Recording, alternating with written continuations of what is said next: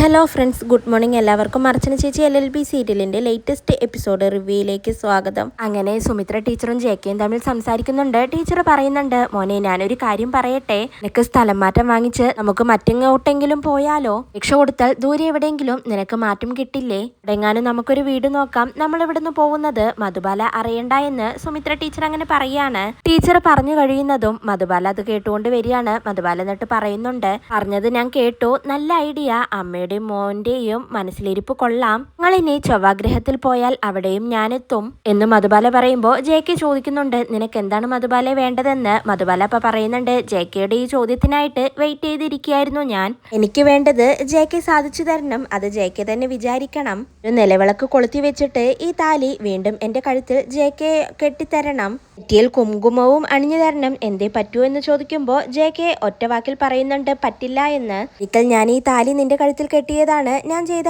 ഏറ്റവും വലിയ അബദ്ധം. ആ തെറ്റ് ഇനിയും ആവർത്തിക്കാനോ അതിനി പറ്റില്ല. അതിന് വേറെ ആളെ നോക്കണമെന്ന് പറഞ്ഞ് ജെകെ ദേഷ്യപ്പെട്ടുകൊണ്ട് അവിടെ നിന്നും പോവുകയാണ്. അതിനുശേഷം രുക്കു അങ്ങനെ പത്രം വായിച്ചുകൊണ്ടിരിക്കുകയാണ് ഉമ്മറത്ത്. അപ്പോഴാണ് അങ്ങോട്ടേക്ക് മഞ്ജു വരുന്നത്. മഞ്ജു എന്നിട്ട് രുക്കുവിനോട് പറയുന്നുണ്ട്, രുക്കു, നമ്മളിങ്ങനെ ഇരുന്നാൽ മതിയോ? ചില കാര്യങ്ങൾ നമ്മൾ ഉണർന്ന് പ്രവർത്തിക്കേണ്ട സമയം കഴിഞ്ഞിരിക്കുന്നു. ചേച്ചി ഇങ്ങനെ ചന്ദ്രകാന്തത്തിൽ പോയി നിന്നാൽ എങ്ങനെയാണ്? ഇതാണ് പണ്ടുള്ളവര് പറയുന്നത്, ഒരു വീടായാൽ കാരണവരായിട്ട് ആണൊരുത്തൻ ഉണ്ടാവണമെന്ന്. ഇവിടെ ആണൊരുത്തനുണ്ടെങ്കിൽ അർച്ചനേച്ചി ഇങ്ങനെ പോവുമായിരുന്നോ? മറ്റൊരാളുടെ വീട്ടിൽ പോയി താമസിക്കുമോ? അല്ലെങ്കിൽ പിന്നെ വീട്ടുഭരണം എന്നെ ഏൽപ്പിച്ചിട്ട് പോവണമായിരുന്നു.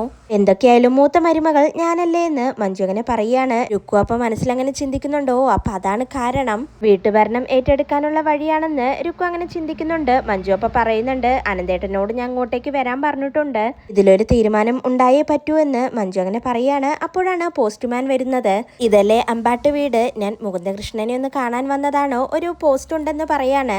മഞ്ജു അപ്പൊ തന്നെ രമ്യയെ വിളിക്കുന്നുണ്ട്. രമ്യയെ ഒന്ന് വന്നേ, മുകുന്ദന് പോസ്റ്റ് ഉണ്ടെന്ന് പറയാണ്. രമ്യ അപ്പൊ തന്നെ വരുന്നുണ്ട്. പിന്നീട് ആ പോസ്റ്റ് രമ്യ ഒപ്പിട്ട് വാങ്ങുകയാണ്. രുക്കു അപ്പൊ പറയുന്നുണ്ട്, എന്താണെന്ന് അത് നോക്കുക എന്ന്. രമ്യ അപ്പൊ തന്നെ അത് പൊട്ടിച്ചു നോക്കുന്നുണ്ട്. രമ്യ അത് വായിച്ചു നോക്കുന്നതും ആകെ ഞെട്ടിത്തരിച്ച് അങ്ങനെ നിൽക്കുകയാണ്. എന്താ കാര്യമെന്ന് മഞ്ജുവും രുക്കുവും ചോദിക്കുന്നുണ്ട്. മഞ്ജു അപ്പൊ പറയുന്നുണ്ട്, സസ്പെൻഷൻ ഓർഡർ ആണ്, മുകുന്ദേട്ടനെ സർവീസിൽ നിന്ന് സസ്പെൻഡ് ചെയ്തിരിക്കുന്നു എന്നാണ് പറഞ്ഞിരിക്കുന്നത് എന്ന് രമ്യ പറയുന്നതും രുക്കുവിനും മഞ്ജുവിനും സന്തോഷാവുന്നുണ്ട്. മഞ്ജു എന്നിട്ട് അഭിനയിച്ചുകൊണ്ട് രമ്യയോട് പറയുന്നുണ്ട്, അയ്യോ എന്റെ ജോലി പോകുമോ എന്നങ്ങനെ ചോദിക്കുകയാണ്. രമ്യയാണെങ്കിൽ സങ്കടപ്പെട്ടുകൊണ്ട് അങ്ങനെ നിൽക്കുകയാണ്. പെട്ടെന്ന് രമ്യ അങ്ങനെ തലകറങ്ങി വീഴുകയാണ്. പിന്നീട് മഞ്ജുവും രുക്കുവും കൂടി രമ്യയെ റൂമിൽ കൊണ്ടുപോയി കിടത്തുന്നുണ്ട്. വെള്ളമൊക്കെ മുഖത്ത് തെളിച്ചിട്ടും രമ്യയാണെങ്കിൽ എഴുന്നേൽക്കുന്നില്ല.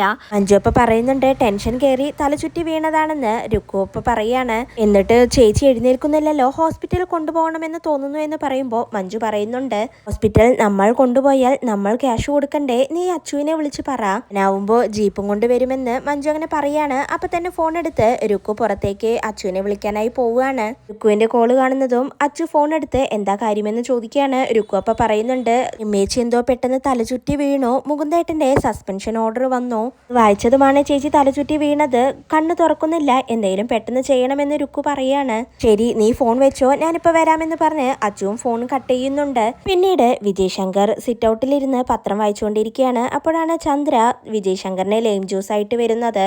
അങ്ങനെ വിജയ് ശങ്കർ ജ്യൂസ് കുടിച്ചുകൊണ്ടിരിക്കുമ്പോൾ ചന്ദ്ര പറയുന്നുണ്ട്, വിജയേട്ടാ, നമുക്ക് വീടിന്റെ മുന്നിൽ വലിയൊരു ബോർഡ് വെക്കണം, advocate Vijay Shankar MA LLB എന്ന് എഴുതിക്കൊണ്ട്. ഇപ്പോഴത്തെ ബോർഡ് ചെറിയതാണ്, അർച്ചന വെറും BA LLB അല്ലേ, ഇതിനേക്കാൾ എത്രയോ മുകളിലല്ലേ MA LLB എന്നങ്ങനെ ചന്ദ്ര പറയുമ്പോൾ വിജയ് ശങ്കർ പറയുന്നുണ്ട്, ഇങ്ങനെ നെയിം ബോർഡിന്റെ വലിപ്പത്തിലൊന്നും കാര്യമില്ല ചന്ദ്രേ, സെൻസേഷണലായ ഏതെങ്കിലും കേസുകൾ കിട്ടണം, ഏതെങ്കിലും സിനിമാ താരങ്ങൾ പ്രതിസ്ഥാനത്ത് വരുന്ന പീഡന കേസുകൾ, പ്രമാദമായ കൊലക്കേസുകൾ, അങ്ങനെ എന്തെങ്കിലും കിട്ടണം. അങ്ങനെ വരുമ്പോഴാണ് വക്കീല് ശ്രദ്ധിക്കപ്പെടുന്നത്, അങ്ങനെയാണ് വക്കീലുകൾ സ്റ്റാർ ആവുന്നതെന്ന് വിജയ് ശങ്കർ അങ്ങനെ പറയുമ്പോൾ ചന്ദ്ര മനസ്സിൽ ചിന്തിക്കുന്നുണ്ട്, എതിർഭാഗം വക്കീൽ അർച്ചനയാണെങ്കിൽ സ്റ്റാർ ആവുന്നത് നിങ്ങളായിരിക്കില്ല, അർച്ചനയായിരിക്കുമെന്ന് ചന്ദ്ര അങ്ങനെ ചിന്തിക്കുകയാണ്. വിജയ് ശങ്കർ അപ്പൊ ചോദിക്കുന്നുണ്ട്, നീ എന്തോ കാര്യമായി ആലോചിക്കുന്നുണ്ടല്ലോ എന്ന്. ചന്ദ്രപ്പ പറയുന്നുണ്ട്, അല്ല, അർച്ചന വക്കീൽ പണി തുടങ്ങിയപ്പോ നിങ്ങളുടെ കഷ്ടകാലം തുടങ്ങിയല്ലോ എന്ന് ചിന്തിച്ചതാണ് എന്ന് ചന്ദ്ര പറയുമ്പോൾ വിജയ് ശങ്കർ പറയുന്നുണ്ട്, എന്നേക്കാൾ നല്ല വക്കീൽ അവളാണെന്നാണോ നീ പറഞ്ഞു വരുന്നത് എന്ന് വിജയ് ശങ്കർ ചോദിക്കുമ്പോൾ ചോദിക്കുമ്പോൾ ചന്ദ്ര പറയുന്നുണ്ട്, അങ്ങനെയല്ല,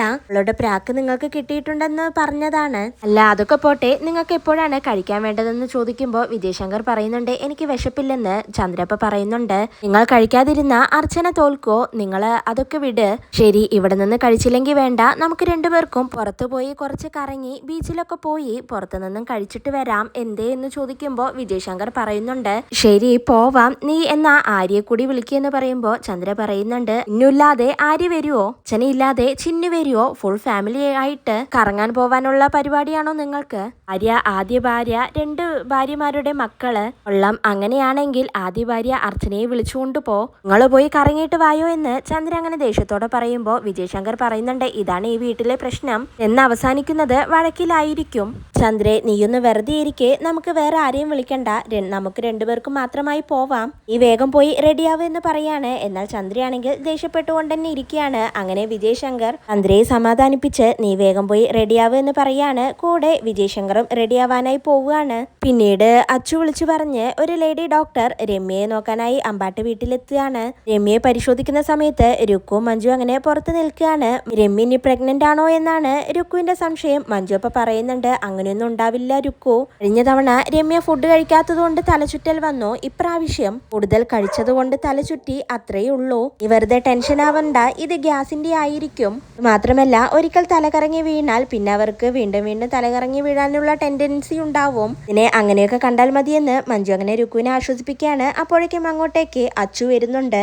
ഡോക്ടർ എത്തിയില്ലേ എന്ന് ചോദിക്കുകയാണ്. രുക്കു അപ്പൊ പറയുന്നുണ്ട്, ഡോക്ടർ വന്നു, ചേച്ചിയെ പരിശോധിച്ചുകൊണ്ടിരിക്കുകയാണെന്ന് പറയുമ്പോൾ മഞ്ജു പറയുന്നുണ്ട്, ഗ്യാസ് കയറിയതാണ് എന്നാണ് ഞങ്ങൾക്ക് തോന്നുന്നത്, അല്ലാതെ വേറെ വിഷയമൊന്നും ഉണ്ടാവില്ല എന്ന് പറയാണ്. അപ്പോഴേക്കും അങ്ങോട്ടേക്ക് രമ്യയെ പരിശോധിച്ച് ഡോക്ടർ വരികയാണ്. മഞ്ജു അപ്പൊ ഡോക്ടറോട് ചോദിക്കുന്നുണ്ട്, പരിശോധിച്ചിട്ട് എന്തായി ഡോക്ടറെ, ഗ്യാസിന്റെ പ്രശ്നമല്ലേ എന്ന് ചോദിക്കുമ്പോൾ ഡോക്ടർ പറയുന്നുണ്ട്, ആര് പറഞ്ഞു, കൺഗ്രാറ്റുലേഷൻസ്, നിങ്ങളൊരു അച്ഛനാവാൻ പോകുന്നു, രമ്യ പ്രഗ്നന്റ് ആണെന്ന് ഡോക്ടർ അങ്ങനെ പറയുമ്പോൾ അച്ചു പറയുന്നുണ്ട്, അയ്യോ ഞാനല്ല ഹസ്ബൻഡ് എന്ന് പറയാണ്. രുക്കപ്പ പറയുന്നുണ്ട്, രമ്യച്ചിയുടെ ഭർത്താവ് ഇന്ന് തലകറങ്ങി വീണപ്പോൾ ഇവിടെ ഒരാളുണ്ടായിരുന്നില്ലേ, അവരാണ് എന്റെ ഹസ്ബൻഡാണെന്ന് പറയുമ്പോൾ ഡോക്ടർ സോറി എന്ന് പറയാണ്. രമ്യ പ്രഗ്നന്റ് ആണെന്ന് കേട്ട് രുക്കുവിനും മഞ്ജുവിനുമാണെങ്കിൽ ആകെ ഷോക്കാവുന്നുണ്ട്. വീണ്ടും ഡോക്ടർ പറയുന്നുണ്ട്, എന്തൊക്കെയാണ് ശ്രദ്ധിക്കേണ്ട കാര്യങ്ങളെന്ന് ഞാൻ രമ്യയോട് പറഞ്ഞു കൊടുത്തിട്ടുണ്ട്, പ്രായത്തിലുള്ള പ്രഗ്നൻസി ആയതുകൊണ്ട് കുറച്ച് ശ്രദ്ധിക്കണം, എന്നാൽ ഞാൻ ഇറങ്ങുന്നു, ഉടൻ തന്നെ രമ്യയെ ഹോസ്പിറ്റലിലേക്ക് കൊണ്ടുവരണമെന്ന് പറഞ്ഞ് ഡോക്ടർ പോവുകയാണ്. പിന്നാലെ തന്നെ അച്ചുവും പോകുന്നുണ്ട്. അതിനുശേഷം മഞ്ജുവും രുക്കു അങ്ങനെ സംസാരിക്കുകയാണ്. മഞ്ജു, രുക്കു ഇനി നമ്മൾ എന്ത് ചെയ്യുമെന്ന് ചോദിക്കുമ്പോൾ രുക്കു പറയുന്നുണ്ട്, ഇനി ഒന്നും ചെയ്യാനില്ല, പ്രസവം എന്തായാലും നടക്കുമെന്ന് പറയാണ്. അപ്പോഴേക്കും അങ്ങോട്ടേക്ക് അച്ചു വരുന്നുണ്ട്. അച്ചു എന്നിട്ട് അവരോട് ചോദിക്കുന്നുണ്ട്, ഇത്ര നല്ല സന്തോഷ വാർത്ത കേട്ടിട്ട് നിങ്ങൾക്ക് എന്താണ് ഒരു സന്തോഷമില്ലാത്തതുപോലെ എന്നങ്ങനെ ചോദിക്കുമ്പോൾ മഞ്ജു പറയുന്നുണ്ട്, സന്തോഷം കൂടിയതിന്റെ ഷോക്കിലാണ് ഞങ്ങളെന്ന് മഞ്ജു അങ്ങനെ പറയാണ്. അപ്പോഴേക്കും അങ്ങോട്ടേക്ക് രമ്യയും വരുന്നുണ്ട്. രമ്യയാണെങ്കിൽ വളരെ സന്തോഷത്തിലാണ്. അച്ചു എന്നിട്ട് രമ്യയുടെ അടുത്തേക്ക് പോവുകയാണ്. എന്നിട്ട് അച്ചു പറയുന്നുണ്ട്, മുകുന്ദേട്ടനെ അർച്ചനേച്ചിയും വിളിച്ച് സന്തോഷ വാർത്ത ഞാൻ അറിയിക്കാമെന്ന് പറഞ്ഞ് അച്ചു അകത്തേക്ക് പോവുകയാണ്. പിന്നീട് അങ്ങോട്ടേക്ക് രുക്കുവും മഞ്ജുവും വരികയാണ്. മഞ്ജു വേഗം തന്നെ രമ്യയുടെ കയ്യിൽ പിടിച്ച്, എന്നാലും രമ്യെ നീ ഒപ്പിച്ചെടുത്തല്ലോ മിടുക്കി, എന്റെ ഹൃദയം നിറഞ്ഞ അഭിനന്ദനങ്ങൾ എന്ന് പറഞ്ഞ് മനസ്സോടെ അങ്ങനെ മഞ്ജു പറയാണ്. രുക്കുവിനാണെങ്കിൽ ഇതൊന്നും അത്ര ഇഷ്ടമാവുന്നില്ല. അതിനുശേഷം JK അർച്ചനയെ കാണണമെന്ന് പറഞ്ഞ് അവർ രണ്ടുപേരും പുറത്ത് വെച്ച് മീറ്റ് ചെയ്യുന്നുണ്ട്. അങ്ങനെ JKയോട് അർച്ചന എന്താണ് കാര്യമെന്ന് ചോദിക്കുമ്പോൾ JK വീട്ടിലുണ്ടായ പ്രശ്നങ്ങളെല്ലാം അർച്ചനയോട് തുറന്നു പറയാണ്. ഇതെല്ലാം കേട്ട് അർച്ചനയ്ക്കും ആകെ സങ്കടാവുന്നുണ്ട്. സുമിത്ര ടീച്ചറെ ആലോചിച്ചാണ് അർച്ചനയ്ക്ക് ഇത്ര സങ്കടം. JK പറയുന്നുണ്ട്, എന്റെ ഡിവോഴ്സ് കേസിനെ പറ്റിയാണ് എനിക്ക് പറയാനുള്ളത് അർച്ചനെ, ക്ഷമിക്കുന്നതിനും സഹിക്കുന്നതിനും ഒരു പരിധിയില്ലേ, എനിക്ക് ഇനിയും ക്ഷമിക്കാൻ വയ്യ, അമ്മയുടെ അവസ്ഥയും ഇത് തന്നെയാണ്, ഒടുവിൽ അമ്മ നമുക്കിവിടുന്ന് മാറി താമസിച്ചാലോ എന്ന് വരെ പറഞ്ഞു, പക്ഷേ അതും മധുബാല കേട്ടു, ഞങ്ങൾ എവിടെ പോകുന്നോ അവിടെയൊക്കെ കൂടെ അവളും വരുമെന്നാണ് പറയുന്നത്, ഇനി എനിക്ക് മുന്നോട്ട് പോകാനാവില്ല, ഇതിനൊരു അന്തിമ തീരുമാനം വേണം, ഡിവോഴ്സ് തന്നെയാണ് ഞാൻ ഉദ്ദേശിച്ചത്, ഇതിനുവേണ്ടിയാണ് ഞാൻ അർച്ചനയെ കാണണമെന്ന് പറഞ്ഞതെന്ന് JK അങ്ങനെ അർച്ചനയോട് പറയാണ്. അർച്ചന ഇപ്പൊ പറയുന്നുണ്ട്, മധുബാല മനസ്സ് മാറി തിരിച്ചു വന്നപ്പോൾ എല്ലാം നേരെ ആവുമെന്ന് ടീച്ചർക്കൊരു പ്രതീക്ഷയുണ്ടായിരുന്നു, ഇപ്പൊ അതെല്ലാം പോയല്ലേ എന്ന് പറയാണ്. അതിനുശേഷം മുകുന്ദനെ കാണാനായി ജയിലിലേക്ക് അച്ചു വരുന്നുണ്ട്. എന്നിട്ട് രമ്യ ഗർഭിണിയാണെന്നുള്ള ആ സന്തോഷ വാർത്ത മുകുന്ദനെ അറിയിക്കുകയാണ്. മുകുന്ദൻ അത് കേട്ട് ഒരുപാട് സന്തോഷാവുന്നുണ്ട്. മുകുന്ദൻ എന്നിട്ട്, അച്ചു നീ നുണ പറയല്ലേ, എന്നെ സമാധാനിപ്പിക്കാൻ വെറുതെ പറയുന്നതല്ലേ എന്ന് ചോദിക്കുമ്പോൾ അച്ചു പറയുന്നുണ്ട്, അല്ല ഏട്ടാ ഞാൻ പറഞ്ഞത് സത്യമാണ്. അച്ചു പറയുമ്പോൾ മുകുന്ദൻ പറയുന്നുണ്ട്, ദൈവം ഞങ്ങളുടെ പ്രാർത്ഥന കേട്ടു, എടാ അച്ചു നീയൊന്ന് നിന്റെ ഫോണിൽ രമ്യൊന്ന് വിളിച്ചു തരോ, എനിക്ക് സംസാരിക്കണമെന്ന് പറയാണ്. അങ്ങനെ അച്ചു ഫോൺ എടുത്ത് രമ്യയെ വിളിച്ചു കൊടുക്കുകയാണ് മുകുന്ദന്. ചെന്നിട്ട് അവിടെ നിന്ന് മാറി നിൽക്കുകയാണ്. മുകുന്ദൻ എന്നിട്ട് രമ്യയോട് ഫോണിൽ സംസാരിക്കുന്നുണ്ട്. രമ്യ, ഞാനാണ് മുകുന്ദൻ. രമ്യ, എന്ത് പറയണമെന്ന് എനിക്കറിയില്ല. നിനക്ക് കുഴപ്പമൊന്നുമില്ലല്ലോ എന്ന് ചോദിക്കുമ്പോൾ രമ്യക്ക് ആകെ സന്തോഷവും സങ്കടവും എല്ലാം കൂടിയുള്ള ഒരു ഫീൽ ആവുകയാണ്. രമ്യ പറയുന്നുണ്ട്, എനിക്ക് കുഴപ്പമൊന്നുമില്ല മുകുന്ദേട്ടാ. സന്തോഷം എങ്ങനെ പ്രകടിപ്പിക്കണമെന്ന് അറിയുന്നില്ല, അത്രയേ ഉള്ളൂ എന്ന് രമ്യ എങ്ങനെ പറയുമ്പോൾ മുകുന്ദൻ പറയുന്നുണ്ട്, നിന്റെ അവസ്ഥ എനിക്കറിയാം. ജാമ്യം കിട്ടിയാൽ ഞാൻ ഉടനെ തന്നെ വരും. ഈ സമയത്ത് ടെൻഷൻ ഉണ്ടാക്കുന്ന കാര്യങ്ങളൊന്നും ആലോചിക്കണ്ട. സമയത്ത് ഫുഡ് കഴിക്കണം, ശരിക്കും ഉറങ്ങണം, കുറച്ചു നേരം നടക്കണം. ഞാൻ എപ്പോഴും അടുത്തുണ്ടെന്ന് നീ വിചാരിക്കുകയെന്ന് മുകുന്ദൻ അങ്ങനെ പറയുമ്പോൾ രമ്യക്ക് സങ്കടം സഹിക്കാനാവാതെ രമ്യ അങ്ങനെ കരഞ്ഞു പോവുകയാണ്.